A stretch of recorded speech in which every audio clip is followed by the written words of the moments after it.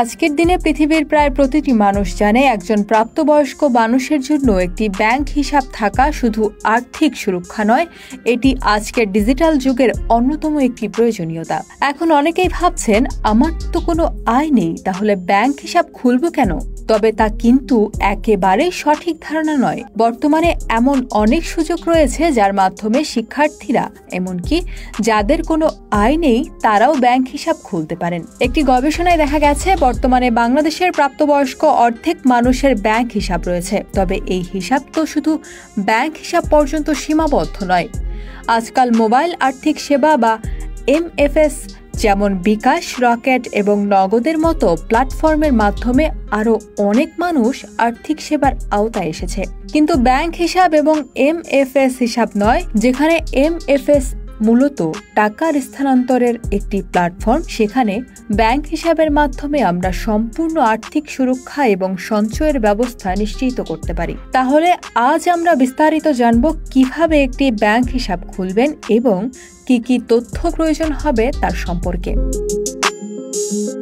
এখন ব্যাংক হিসাব খুলতে আগের তুলনায় অনেক সহজ হয়েছে। আগে যেখানে ব্যাংকে গিয়ে ঘন্টার পর ঘন্টা অপেক্ষা করতে হতো, সেখানে এখন আপনি আপনার ঘর থেকেই অ্যাপের মাধ্যমে হিসাব খুলতে পারেন। তবে কিছু প্রাথমিক তথ্য এবং ডকুমেন্টের প্রয়োজন হবে। আপনার প্রয়োজন হবে আপনার প্রয়োজনীয় ছবি এবং জাতীয় পরিচয়পত্র, নমিনির ছবি এবং NID, এক বা একাধিক পরিচিতি যার মাধ্যমে আপনার বিশ্বাসযোগ্যতার যাচাই করা যাবে।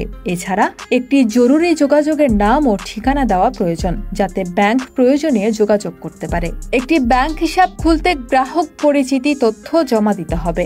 এতে আপনার নাম, পেশা, মাসিক আয় ও ব্যয়ের তথ্য দিতে হবে।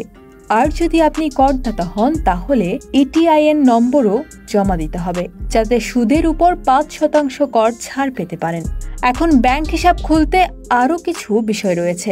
ব্যাংক হিসাবের ধরন অনুযায়ী ভিন্ন ভিন্ন কাগজপত্র লাগতে পারে। যেমন আপনি যদি একক মালিকাধীন ব্যবসায়িক হিসাব খুলতে চান, তাহলে আপনাকে অবশ্যই ট্রেড লাইসেন্স, TIN সার্টিফিকেট এবং নাম ও নমুনা স্বাক্ষরের প্রমাণ দিতে হবে। এছাড়া যদি আপনি একটি লিমিটেড কোম্পানির হিসাব খুলতে চান, তাহলে প্রয়োজন হবে প্রতিষ্ঠানের মেমোরেন্ডাম, আর্টিকেল অব অ্যাসোসিয়েশন এবং কোম্পানির ইনকর্পোরেশন সার্টিফিকেটের কপি। ব্যাংক হিসাব খোলার সময় কিছু অতিরিক্ত সেবা নেওয়ার সুযোগও রয়েছে, যেমন ATM কার্ড, ইন্টারনেট ব্যাংকিং এবং SMS অ্যালার্ট। এর ফলে আপনার হিসাব পরিচালনা হবে আরও সহজ এবং নিরাপদ।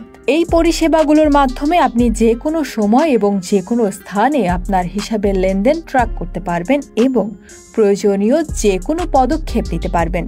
এখন আসি শেষের দিকে, অর্থাৎ একবার হিসাব খোলার পর কিভাবে আপনি আপনার হিসাব পরিচালনা করবেন। প্রথমত, আপনার জন্য কিছু গুরুত্বপূর্ণ বিষয়: আপনার নগদ জমা এবং চেক উত্তোলন কিভাবে করবেন এবং কতটুকু লেনদেন হবে, এই তথ্যগুলিও ব্যাংকের কাছে প্রদান করতে হবে। আর সব থেকে ব্যতিক্রমী যে কোনো ব্যাংক সেবা আপনি চাইবেন, যেমন কোনো বিশেষ কার্ড বা পণ্য, তাও আপনার হিসাব খোলার সময় সিলেক্ট করে দিতে পারবেন। এটাই ছিল ব্যাংক হিসাব খোলার প্রক্রিয়া সম্পর্কে বিস্তারিত আলোচনা। আশা করি এখন আপনার কাছে এটি অনেক পরিষ্কার হয়েছে। আজকের ডিজিটাল যুগে একটি ব্যাংক হিসাব থাকা সত্যি অত্যন্ত গুরুত্বপূর্ণ। এটি আপনাকে আর্থিকভাবে শক্তিশালী এবং সুরক্ষিত রাখতে সহায়তা করবে।